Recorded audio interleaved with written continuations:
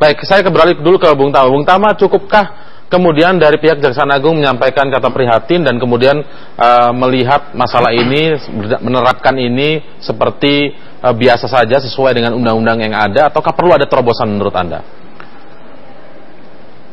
Ya, saya rasa ini lagi-lagi menampar institusi Kejaksaan Agung ya. Ada upaya perbaikan yang selama ini dilakukan, tapi runtuh lagi karena ada oknum-oknum yang kemudian tadi ya melakukan terindikasikan jadi tersangka karena kasus korupsi. Nah, saya rasa ini harus sudah mulai ada semacam desain yang lebih serius soal bagaimana pengawasan terhadap kejaksaan. Misalkan lakukan asesmen kepada kejaksaan atau kepada orang-orang kejaksaan sehingga bisa meminimalisir hal-hal ini. Ya. Nah, soal sanksi, saya mengharapkan juga itu bisa berbanding lurus dengan pembinaan gitu ya. Jadi jangan sampai usaha-usaha yang sekarang sudah berjalan, sudah semakin baik, rusak lagi karena ada oknum-oknum yang seperti ini. Ini saya rasa penting nih untuk kemudian mendapatkan respon.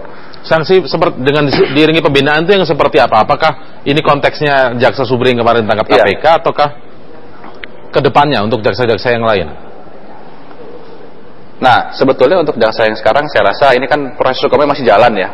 Saya rasa upaya untuk pemberhentian sementara itu salah satu langkah cepat yang diambil oleh kejaksaan. Tapi kita harapkan pasca putusan dijatuhkan langsung diberhentikan. Semua tanggungan dan lain sebagainya itu dihentikan. Saya rasa itu bisa dilakukan untuk memberikan sanksi.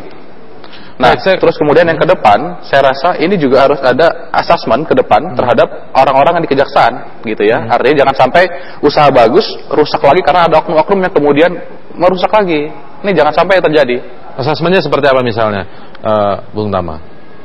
Ya, misalnya tadi ya, fungsi-fungsi pengawasan ini kan harus bisa lebih optimal ya. Misalnya kalau ada yang melanggar disiplin langsung berikan sanksi. Kemudian jangan berikan dia menempati tempat-tempat yang strategis, apalagi jabatan seperti Kejari atau Kejati.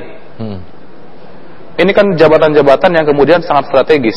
Harusnya betul-betul diisi oleh orang-orang yang kemudian punya integritas dan kualitas.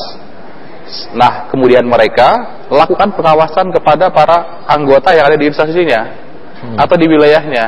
Ini yang kemudian jangan sampai lagi ya, usaha bagus rusak lagi karena ada oknum.